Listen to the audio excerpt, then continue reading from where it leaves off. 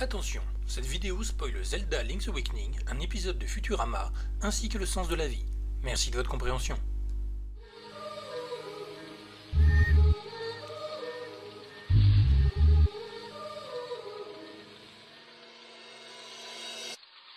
YouTube. Aujourd'hui, enfin un commentaire qui a un putain de rapport avec le jeu présenté. Link's Awakening a une particularité, il laisse tomber le cliché de la princesse en détresse. Allez Zelda, va prendre des cours de Krav Maga et emmène Peach avec toi. Dans ce jeu, le but est de réveiller le poisson rêve, une sorte de baleine volante endormie qui crée l'univers dont elle rêve et dont Link est prisonnier. C'est probablement le seul jeu où, pour gagner et se sauver, le héros doit provoquer la fin du monde et de tous les personnages attachants qui y vivent. Remarquez qu'en réveillant le créateur du monde, c'est Link qui s'éveille, Link's Awakening. Il y a de nombreuses raisons de voir dans ce récit beaucoup plus qu'une histoire originale.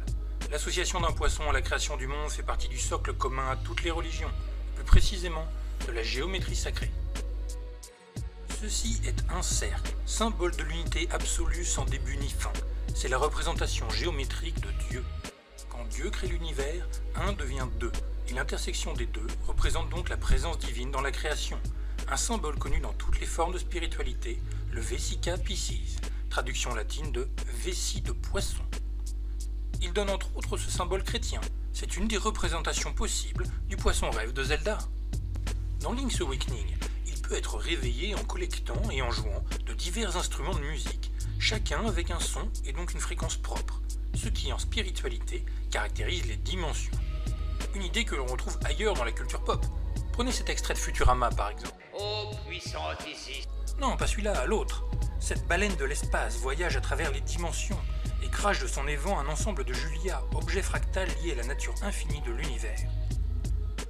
La baleine finit par être contrôlée grâce à un pouvoir dont l'emplacement et la couleur désignent clairement le 6e chakra, donc 3e œil. Ça semble cohérent comme phrase, mais ça explique pas grand-chose.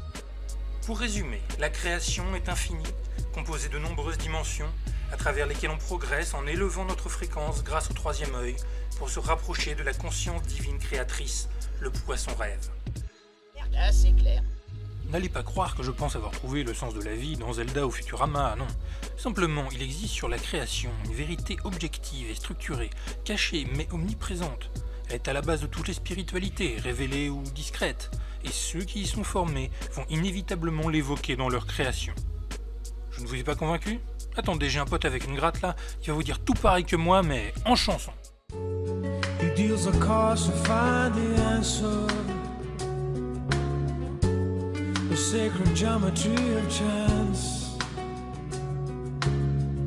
The hidden law of a probable outcome. The numbers lead a dance.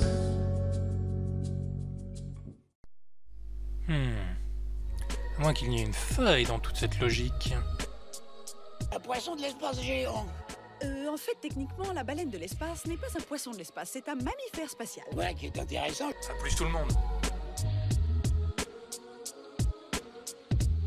Nous sommes dans le ventre de la bête. Comme ce type dans la Bible qui avait été avalé par une baleine. Pinocchio.